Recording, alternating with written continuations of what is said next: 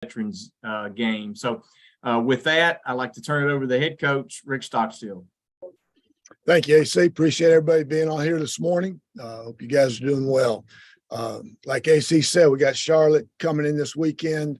And the focus really this week, every coach says it, I say it, but it's about us. We gotta worry and fix ourselves and get better. The Charlotte's got a really potent offense. They put up 42 points against us last week. They put up 56 2 weeks ago again, or last year, 42 against us. They scored 56 a couple weeks ago against Rice. It's kind of been a difficult season for them a little bit in the fact that they lost their quarterback, early in the first game of the year. And he missed the next, 3 games, I think it was. And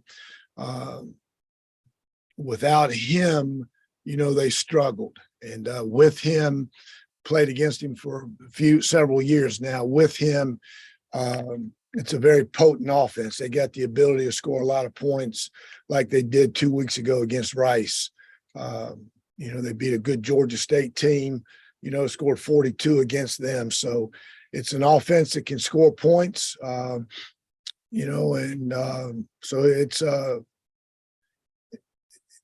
it's a team that, they had 17 explosive plays against us last year. So we got some work to do. We got to make sure we have a great week of practice in preparation for these guys, because you're going to get their best effort, but they're going to get our best effort also. So I'm looking forward to this opportunity, this challenge, and get ready to go this week. So open up to you guys. Morning, Coach. Sam Dowden here. Morning, Sam. You mentioned him a little bit about Chris Reynolds, who's been their quarterback for several years. What makes him such a dynamic player at the quarterback position that's hard to handle week in, week out? I think the big thing, Sam, he's just really, really competitive. You look at him and he's not going to, overly impress you with his physical stature. He can make all the throws, but he doesn't have what you would call a really, really strong arm back there. He knows where to go with the ball. Like I said, he can make all the throws. He can beat you with his feet. He's a good enough athlete that he can run around back there and make things happen with his feet. But I just think the big thing about him, he's a competitor. He's a winner. I've always been impressed with him and how he's played.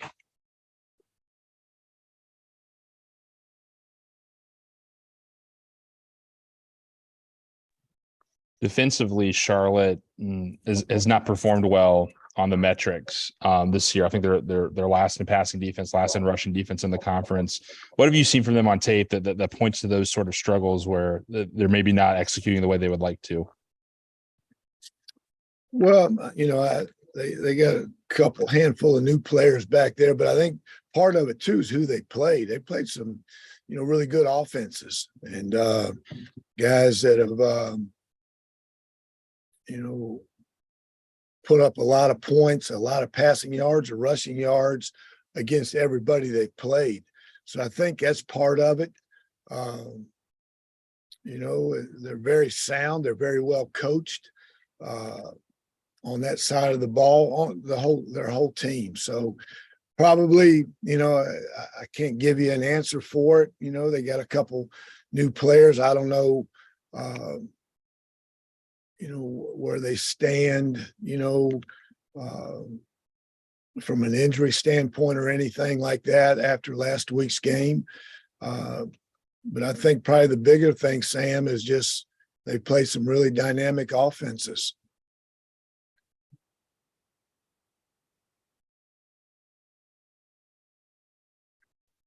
Jordan Ferguson made a comment that was interesting to me after the Louisiana Tech game, where he said that there was, teams were starting to run things out of scheme against Middle this year that they've seen on tape work for other teams. How hard is it at this point in the season when you've got so much tape on everybody to adjust to that week to week and know that teams have a good scouting report on them and y'all have a good scouting report on what they do?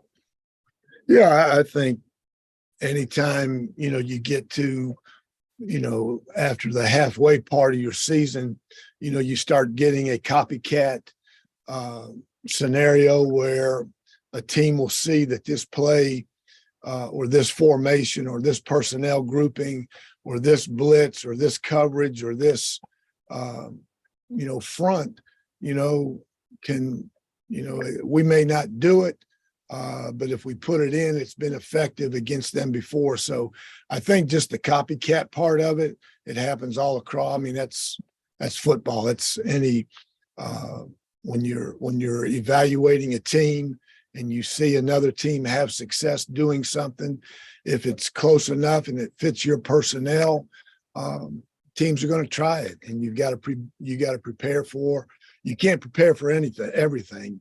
You prepare for everything, then you defend nothing. So, but you've got to be able to adjust and be ready, for the different things that you're going to see, week in and week out as you get to this point in the season.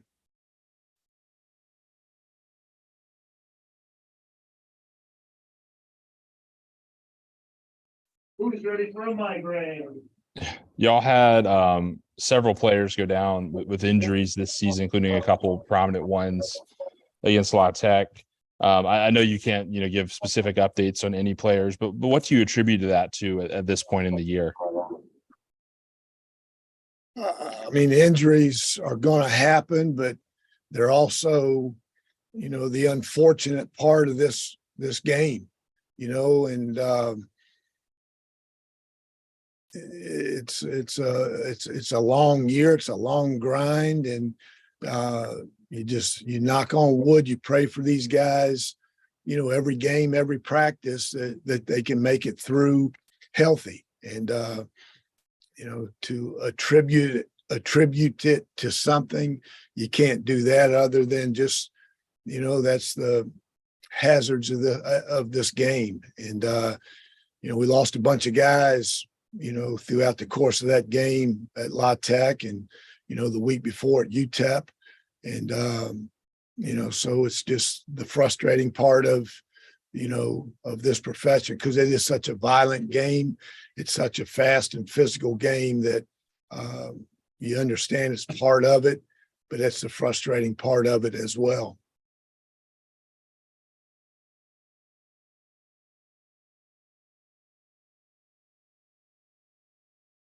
Coach, do you happen to have any update on any adjustments that might need to be made on Saturday? Yeah, updates, adjustments. We need to play better. We need to keep the ball in front of us better. We need to protect the ball better. We've got to play smarter. We got to do a lot of things this week, and that's why I said at the beginning of this deal that this week is, it's about us. It's about us doing the things that help you win on Saturday, and not giving up big plays, explosive plays, not turning the ball over are part of those things that enable you to win on Saturday. We gave up way too many explosive plays. We turned the ball over way too many times. And when you do that, it's tough to win. Anything else for Coach today? All right. Thanks, Coach. Appreciate you guys. Have a great week. All right. Now, our student athlete today is defensive end Jordan Ferguson. Jordan just went through all the crazy basketball traffic to get here. So I'll turn it over to Jordan now. All right. Good morning, everybody. Morning, Jordan. Sam down here. How you doing? Good. But while you were walking over here, we talked with Coach Stockstill a little bit about Chris Reynolds and how dynamic a player he is at quarterback. You faced him several times at this point in y'all's career together. What makes him so hard to go against as a defense? I respect the kid. I think he's a really good player. He's tough. I think he's a great leader. He fights for his team, fights for his program, how it should be done. And I think he does a really good job with his offense and just, getting everybody together and making plays happen. And like I said, man, I think the biggest thing about him, he's a tough kid. And you hit him. Over the years, we hit him a lot, and he just always find a way to keep playing and keep battling. So I respect him a lot. And I think I'm glad I get to play against him again before it's all done. This week's game is the annual Salute to Veterans game that the Middle Tennessee does every year. Obviously, the equipment staff's got something special cooked up for it, but why is this game so important to the team every single season?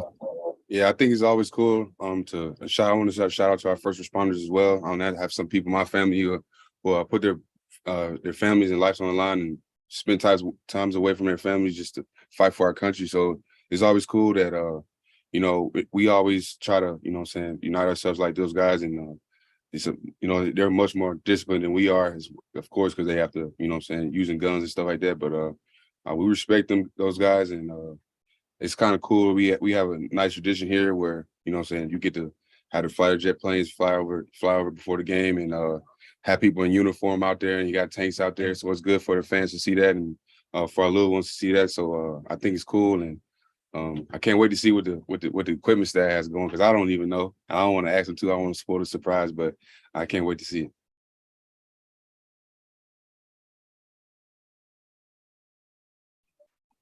Anything else for Jordan? All right, Jordan, thank you. You guys have a great week. Thanks, everyone, for today. And just remember, we'll be back here next Monday as the Blue Raiders prepare for FAU at home. So next Monday at 10:30. All right, thank you.